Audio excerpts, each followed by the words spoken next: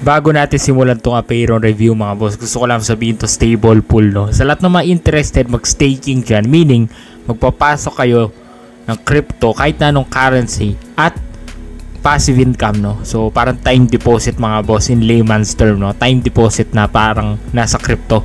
So meaning papasok ka ng crypto, kita ka ng interest. Ganito lang to mga boss, no? So sa lahat na interested dito, mag-DOR kayo, i-try nyo tong stablepool.io.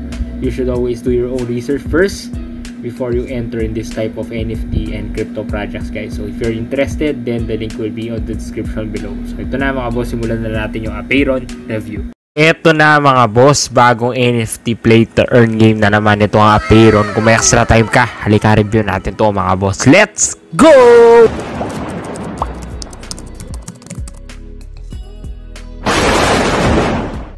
So ito na nga mga boss, no, panoorin muna natin yung battle teaser mga boss. So ganyan yung gameplay niya. So titignan nyo mga boss, may halong Magic the Gathering, may halong may pagka Yu-Gi-Oh din mga boss, no, kung naglalaro kayo ng Yu-Gi-Oh game. Tapos yung mga nireview natin katulad ng NFT battles, no. So ganyan siya, kapag na-click mo yung card, so magiging ganyan yung gameplay niya. Tapos confirm, battle start, at nandiyan na yung mga cards ready to play na mga boss. So isa-swipe mo lang at ikakast niya yung spell. So ganyan siya mga boss, napakalupit talaga. Tingnan nyo yung gameplay mga boss. So very unique siya, no. So ginagamit mo yung cards pero ganyan yung gameplay niya. At the same time, may slow mode din. Nakikita mo rin yung pagka-hit niya, no, ilang damage na i-inflict na mga characters mo. At mga boss, ang pinaka main selling point nito, okay, hindi na yung cards, siyempre yung animations din. So malupit din yung animations. Tingnan nyo mga boss, para mga RPG games na nilalaro nyo, no. Imbis na nagbabayad pa kayo para maglaro ng games na yon sa Play Store o kaya sa App Store, eto sila pa magbabayad sa'yo. Di ba? Lupit mga boss. So tingnan mo naman yung animation. So may special skill na ganyan. Napakalupit talaga mga boss. Tingnan nyo. So para ka naglalaro talaga ng Final Fantasy, no, yung sobrang lupit ng graphics na to mga boss. So kudos sa developers nila, no, for this exciting NFT project, NFT game mga boss, no. So Apeiron NFT God Game Battle Teaser to mga boss. Ngayon, let's move forward na mga boss, no. So kung gusto nyo pang panoorin yung mga videos nila, okay, ayan na. So tuloy natin mga boss, no. Marami silang mga videos na pinapakita yung gameplay. So maganda dito mga boss, alam mong prepared sila, no, kapag nag-launch sila, kasi trailer pa lang inaayos na nila. Yung iba kasi sobrang pangit ng trailer na hindi ka masasabik maglaro ng game, no. So silipin natin tong bagong trailer nila.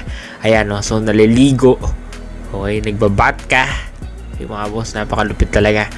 So hindi lang yun, pwede ka pa mag-breed dito. Okay, pwede mong pakainin. Mga boss, complete package to. May world map pa. So, ganyan yung parang pinapakita yung teaser, no? Yung parang paano nagsimula lahat, no? So, parang ganyan yung pinapakita dito, mga boss. So, may bigla nag-landing, no? Tapos, kinuha niya yung isa. Okay, mga boss. Okay. Ilagay niya sa, ano, sa land. Parang kamay ito mga boss, no. Parang pinapakita niya paano mo i-guide yung mga Apeirons, no.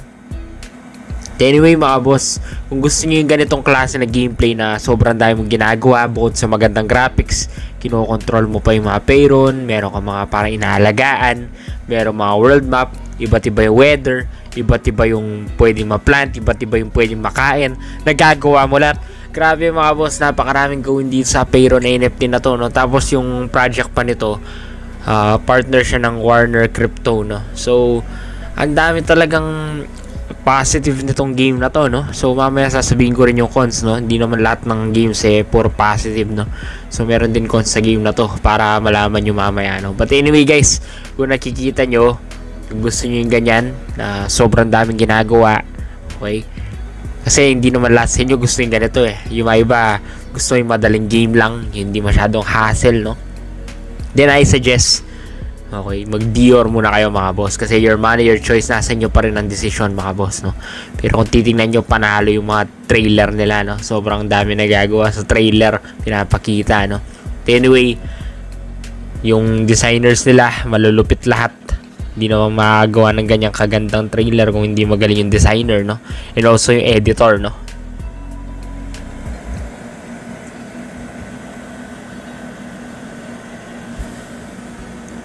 Ayun mga boss, kita nyo yun, nasa space. Right, so exciting tong Apeiron na to mga boss, no? Ngayon mga boss, let's move forward na, no? Kanina napanood na natin yung mga trailer, pati ito. Let's move forward na sa white paper mga boss, no? Para makita na natin. So ito yung website nila. So you can see guys, may media kit pa. So ang cute na mga Apeiron mga boss, parang yung mga sisiw na binibenta, no? Parang ganyan, mga sisiw, no? So yan yung mga pinanood natin kanina. Nasa website din nila, panoorin nyo. Yan yung banner nila, which is cool. May concept din. At mga boss, tingnan nyo yung gameplay, sneak peeks, no?